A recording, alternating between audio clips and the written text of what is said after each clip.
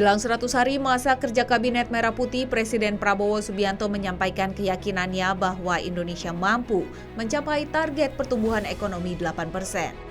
Kepala negara menegaskan komitmen dalam transformasi nasional, di mana seluruh kebijakan yang diambil diarahkan untuk meningkatkan kemakmuran seluruh rakyat Indonesia. Salah satu target utama yang diproyeksikan bisa segera tercapai dalam setidaknya 4 tahun adalah swasembada pangan. Salah satu yang memegang peran krusial tentu adalah Kementerian Pekerjaan Umum untuk memastikan pembangunan infrastruktur pendukung mulai dari bendungan hingga jaringan irigasi. Di awal 2025 ada 6 bendungan yang tersebar di 5 provinsi untuk mendukung terwujudnya swasembada pangan, yaitu Bendungan Rukoh dan Keruto di Aceh, Bendungan Jelantah di Jawa Tengah, Bendungan Sidan di Bali, Bendungan Marangkayu di Kalimantan Timur, dan Bendungan Meninting di Nusa Tenggara Barat. Bendungan sebagai salah satu infrastruktur sumber daya air dengan peran penting dalam memastikan pasokan air ke jaringan-jaringan irigasi, baik irigasi primer, sekunder, maupun tersier hingga langsung ke sawah-sawah. Menteri Pekerjaan Umum Dodi Hanggodo menyebut sesuai arahan Presiden Prabowo, maka pada periode Kabinet Merah Putih ini, Kementerian PU akan lebih fokus pada peran transformatif. Lebih dari sekadar pembangunan infrastruktur, Kementerian akan menjadi enabler pertumbuhan ekonomi dengan target ICOR di bawah 6, mengentaskan kemiskinan menuju 0%, serta mendorong pertumbuhan ekonomi 8%. Ada 8 pilar utama untuk mewujudkan ini, yaitu dengan optimalisasi biaya dan aset, investasi infrastruktur, percepatan penyediaan akses infrastruktur dasar, penyerapan tenaga kerja, penguatan dukungan kawasan prioritas dan konektivitas, serta swasembada pangan.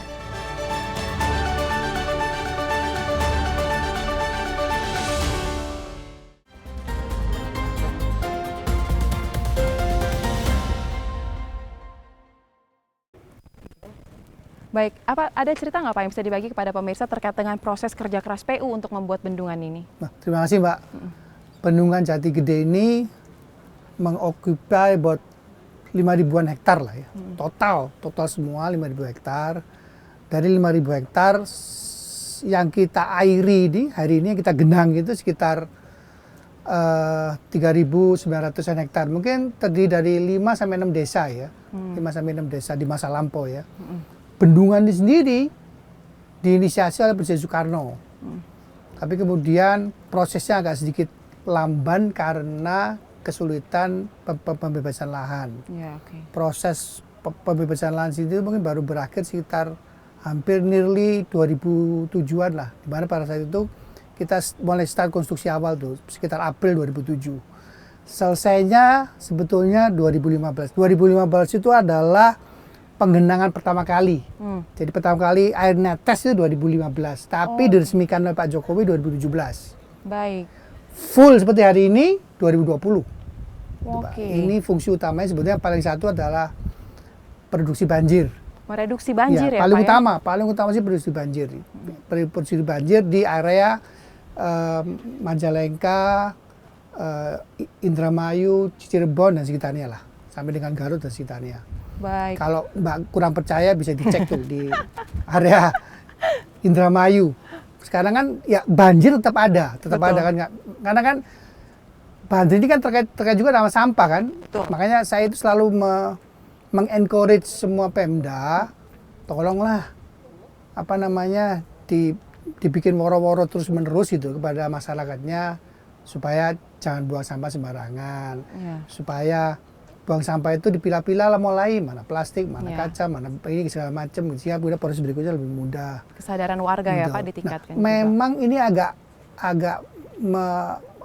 Pemda itu agak reluctant karena ini kan sesuatu yang susah diukur sama uang kan. Betul. Beda kalau kita bangun bendungan 1T, 2T kelihatan bentuknya. Kalau ini kan susah.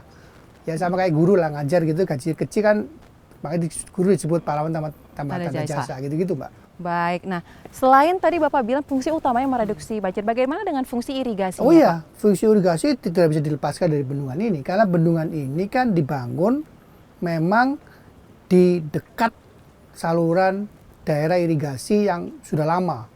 Jadi ini salah satu sebab area dipilih karena dia terdekat dengan yang kita sebut dengan daerah irigasi rentang. Daerah irigasi rentang itu mengairi sekitar 87.000 hektar sawah plus-plus lah. Wow. Dari sini ini menghasilkan sekitar 1,2 jutaan ton gabah kering panen per tahun. Baik. Nah, tapi kan kita sudah ngomong 20-30 tahun lalu, sehingga daerah irigasinya banyak sumbatan sana sini, banyak longsor sana sini, banyak bocor sana sini, kita mesti rehab sana sini. Ada rencana rehab di tahun 2025 ini juga. Bekas rehaban-rehaban kita di tahun-tahun sebelumnya, kita harapkan bisa meningkatkan produksi gabah itu sampai dengan 1,9 sampai dengan 2 juta ton gabah kering panen per tahun. Baik, ini ilmu baru lagi nih Pak, bagi pemirsa Berita Satu juga melihat bahwa ternyata bendungan ini sangat multifungsi ya. Sangat multifungsi. Sangat multifungsi, Wah, keberadaannya, sangat reduksi multifungsi. banjir, Ya. terkait dengan irigasi, Betul. bahkan juga bisa menjadi tempat wisata juga ya Betul, Pak ya. Di sini makanya bendungan ini salah satu fungsinya itu nggak hanya ngomong ketahanan air, tapi ketahanan pangan, juga ketahanan energi kan. Baik. Kan bisa bikin PLTA, bisa bikin PLTS. Ya, gitu. rencananya kalau PLTS akan dibangun juga ya Pak, dicoba di PLTS sini. rencana ada 100 megawatt. Kita sedang diskusikan dengan PLN, Indonesia Power dalam hal ini, bagaimana kemudian bisa memastikan itu akan terjadi seperti PLTA-nya, kira-kira gitu lah. Oke, ini juga salah satu bagian dari target Indonesia menciptakan energi yang bersih ya Pak, energi yang baru ya. Green energy, terus bagaimana kita bisa bertransformasi secara lebih cepat dari energi fosil menjadi energi baru dan terbarukan. Green energy dan blue energy kita harus tingkatkan dengan cepat. Kita harapkan kurang dari 10 tahun kita bisa bertransformasi penuh kepada green energy dan blue Green energy tersebut ya. Pak ya. Nah, sekarang saya mau bahas nih Pak terkait dengan PU-nya sendiri. PU, Di bawah oke. komandonya Pak Dodi, PU ingin membuat suatu perubahan shifting kerja, yaitu Betul. menjadi enabler pembangunan. Nah, terkait dengan ini mungkin bisa Pak dijelaskan sedikit apa yang menjadi fokus PU saat ini? Sebenarnya PU ini kan orang-orangnya top-top hebat semua lah, pekerja keras semua. Yang kurang dikerjakan itu adalah satu, melihat konektivitas,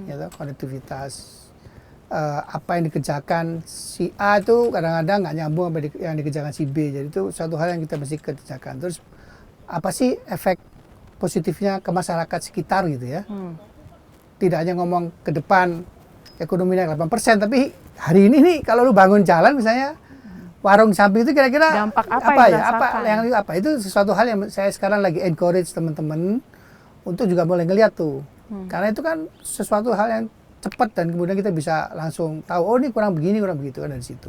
Nah, itu dulu kita lihat tuh, itu dulu lagi.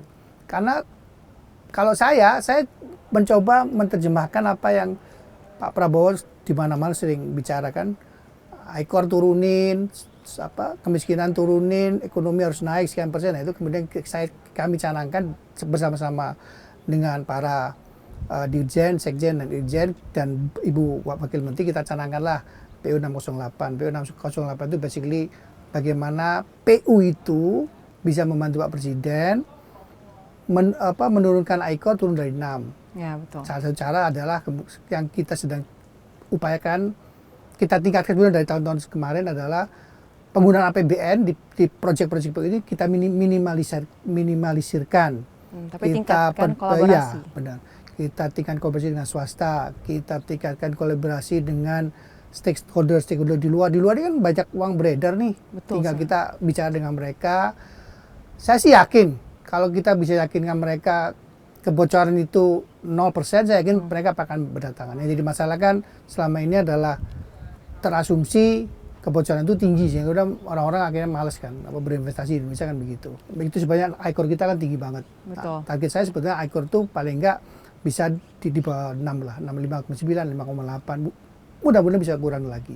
Baik. Yang berikutnya yang 0% itu kemiskinan. Ya, betul. Kemiskinan harus kita dorong habis sampai ke dengan 0%. Jangan ada lagi deh kemiskinan ekstrim, itu nggak boleh lagi dah. Mosok Indonesia sekaya ini masih ada masyarakat yang miskin, nggak boleh gitu. Tidak boleh. Yang terakhir tadi 8 yang ya Pak? terakhir adalah pertumbuhan ekonomi 8%. Baik, nah terkait dengan target-target ini Pak, apakah dari internal PU sendiri menetapkan skala waktu tertentu untuk evaluasi target-targetnya di internal? Oh iya, secara berkala kita harus evaluasi. Ada 3 bulanan, ada 6 bulan, ada tahunan. Biar progresnya terlihat ya Pak ya. Baik, terakhir Pak, pertanyaan saya. Ini merupakan tahun pertama Kementerian PU kembali menjadi PU lagi. Karena kan 10 tahun terakhir, 1 dekade terakhir masyarakat kenalnya PUPR ya Pak ya. Nah, di Komando yang Pak Dodi Hanggodo sendiri, apa yang menjadi harapan Pak Dodi dan apa yang ingin disampaikan kepada masyarakat untuk dapat mendukung juga kinerja dari pemerintahan Prabowo Subianto khususnya melalui Kementerian PU Pak? Silakan. Ya, basically saya tadi kan saya sampaikan, sebenarnya teman-teman PU ini sudah jagoan semua, hebat-hebat semua. Tinggal kemudian kita lebih sering mendengarkan feedback dari masyarakat sekitar, feedback dari masyarakat-masyarakat yang terkena dampak infrastruktur kita. Feedback itu insya Allah bisa membuat kita lebih kuat lagi, lebih besar lagi. Nah ini salah satu hal yang makanya kan dalam beberapa kali kesempatan saya ke lapangan kan saya mesti ketemu dengan petani. Betul. Dan ketemu dengan petani saya upayakan tidak melibatkan pejabat setempat, karena sudah menemukan pejabat setempat saya tahu jadi diskusinya jadi nggak cair ya Pak? Cair, jadi lebih banyak basa-basinya. Saya nggak mau itulah. Okay. Saya ingin benar-benar mendapatkan masukan dari masyarakat. Saya selalu ngomong Bu, dalam setiap kali saya ke lapangan tuh marah boleh, asal jangan saya diludahin atau saya ditampar, kalau fisik janganlah gitu. Saya justru mengencourage para masyarakat itu menginfokan ke kita. Memang di kita banyak kekurangan. Plus yang kedua kan juga anggaran terbatas yang mohon dimaklumi. Yang ketiga kan kita ini kan aturan banyak banget Bu. Jadi saya juga harus menjaga agar kita PU ini kerjanya di real governance yang tepat gitu loh. Kira gitu Bu. Baik, kita harapkan kinerja PU di bawah komando Pak Dodi ini dapat merealisasikan semua program yang disusun sehingga asta cita Presiden yang diharapkan oleh Presiden Prabowo Subianto dan Presiden dapat terrealisasi ya Pak, khususnya swasembada pangan dan juga pengentasan kemiskinan dan juga pemerataan ekonomi tersebut ya. Terima kasih Bapak Dodi telah menerima kami. Salam sehat Bapak. Dan pemirsa, inilah akhir dari berita satu spesial bersama dengan Menteri PU Dodi Hanggodo. Akhir kata saya Soza Hutapea atas nama seluruh kerabat kerja yang bertugas mengucapkan terima kasih atas atensi Anda. Sampai jumpa.